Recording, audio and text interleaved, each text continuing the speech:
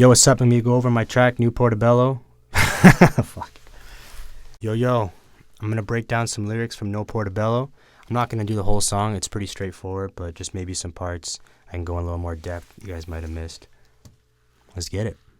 I unlock this seeking inner goddess. Even when obnoxious, my flow will penetrate into your conscious. It's Fibonacci's when I be honest. My words building up like a spiral, it's my concoction. The golden ratio and everything I see beyond it. Knowledge beyond the cosmics, ain't no peon designed it. Yeah, man, so this part is basically like, even when I'm on some banger trap shit like this, my flow, always keeping it conscious, always trying to elevate the mind. And like I bring up the Fibonacci sequence, all that stuff, the golden ratio, which is basically like a mathematical phenomenon that you see in everything in nature, anatomy, geography. So it's like my bars, my flow is like that. It's like that consistency throughout anything I do. The spiral thing, so like how I wrote this song, like I kind of wrote it so every word kind of builds off the next, and it's like a bit of like a slow burn, like it just slowly kind of gets you into the groove, and then at the end it spirals into me just laying it down. And that's how I like to do it. And that knowledge beyond the cosmics, ain't no peon designed it. It's actually a double meaning, so it's like the knowledge that's beyond the physical realm, I ain't a peon. It's a bit of like a metaphysical chat, like all of this amazingness, the craziness of the universe, it wasn't some random thing that designed it. There was some designer. You could call that God, you could say it's a collective conscious, but it's just my opinion, if you want to get into philosophy with me. Young blessed boy, get the memo. Who the fuck is calling iron in the hellos? Goofy only reach it when they got something to sell, yo. Ass, I'm a pass, I ain't really in the demos. A lot of y'all pussy, run the mouth when you get info, but shit be getting sticky, all of a sudden you ain't involved. You flying with all that white, a habit you need to let go. You say you live what you write, that's capped like Portobello. Yeah, so that whole part, basically, I'm describing fake people, number one. People who try to support you, but really they're just looking for you to support them, which I hate. I hate that. Like, if I support you, it's because I meant it. If you support me back, that's dope. I don't expect it from you. And then I'm kind of like painting a picture of like the fake image rapper who puts on a persona to be cool, acts like they're hard, but when shit gets sticky, they're not involved because they grew up in the suburbs. And that last part, like everything you say is cap like Portobello. So like cap, I don't know, I'm sure most people know it's like hip hop slang for bullshit. So if you're capping, you're lying about what you do and what you represent. It's a lot easier to do that than to just embrace who you are and make that something that people can resonate with. I'll give you some info from early years up in the ghetto. Inequality vivid, I could write a manifesto. Yeah, so I take a step further. So now I'm taking like, okay, this hard shit that you're talking about, I'll bring it up a little bit. When I immigrated to Canada when I was a kid, I lived in the fucking ghetto, Scarborough, Ontario, for a couple years, and I seen some shit. So I can talk about that. Saying I seen so many things, I could write a manifesto, like I could write a journal on it.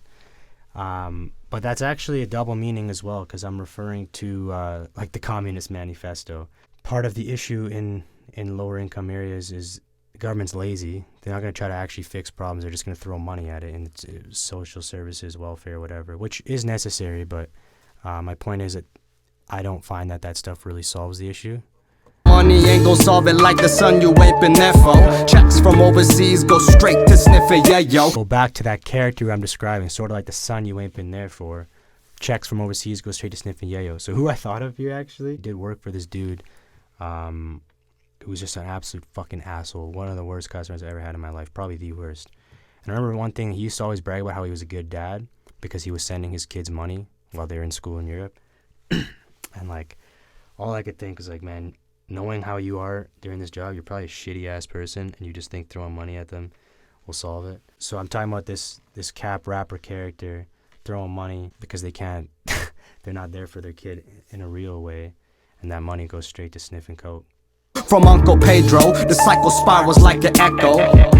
The world ain't different now, fuck what you been told. These lone Alright, so here, this is where everything kind of connects together. He buys that cocaine from Uncle Pedro, a minority in the ghetto, and how that cycle spirals. But that spiral was, again, playing off what I was saying before with my rhymes being a spiral. So now I'm like connecting those two things. which actually was a happy accident. I'm glad it worked out. And then another thing you may have not noticed, there's a little sneaky effect. When I said spirals like an echo, I actually put a spiral reverberation effect. So it'd be like echo, echo, echo, echo to enhance that line. And then I say the world indifferent now, fuck what you've been told. So we went from like this certain character to like talking about society. Now I'm saying the entire planet. So I bring it to like a global scale. These loan sharks keeping the nations bound in an escrow. Generations of fiends, they working more while the deck grow. Alright, honestly, it's one of my favorite lines in the whole song. I'm talking about like the World Bank. I'm talking about just how we basically live on debt.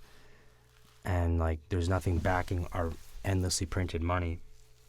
And I'm equating those bankers and stuff to loan sharks in the ghetto who do the same thing. So we're all basically fiends for this loaned money that isn't even real. YBG, YEG to the YYZ. Why he speak as the fire I breathe. My, he got the balls I need. Why he feed, that's the irony. Oh, that's envy, I see why me. In case you missed it, y'all see what I mean. Impatient with this, spend time wisely. Alright, so those are just flex bars, taking my shit east to west. Oh, fuck. Again, back to that person who's like, seems on the surface supporting you, but they're actually not. When I spit my fire, they flee. So that's ironic, right? That's the irony, but the wordplay in that also is the way I say it, irony. So he flees, he runs. I explain that. It's the envy, in case you missed it. My fuck like an IUD, I construct reality. Don't trust the lies they preach, don't trust the mind that's weak. Life sucks, but I don't fuck with the blinded sheep. Life's a movie. Alright, yo, you could take this part however you want. There's a bunch of ways to look at it, but what inspired me to write that at the time was the amount of fear-mongering going on right now. Like just with the media, with the government. You have to think for yourself. You have to fend for yourself. You have to think for your own mental health, for the people around you. So I'm just saying I don't feed into that bullshit. Alright, yo, thank you guys for watching. Definitely check out the tune if you haven't. It's one of my favorites. I went on a little bit of a different style. Alright, y'all.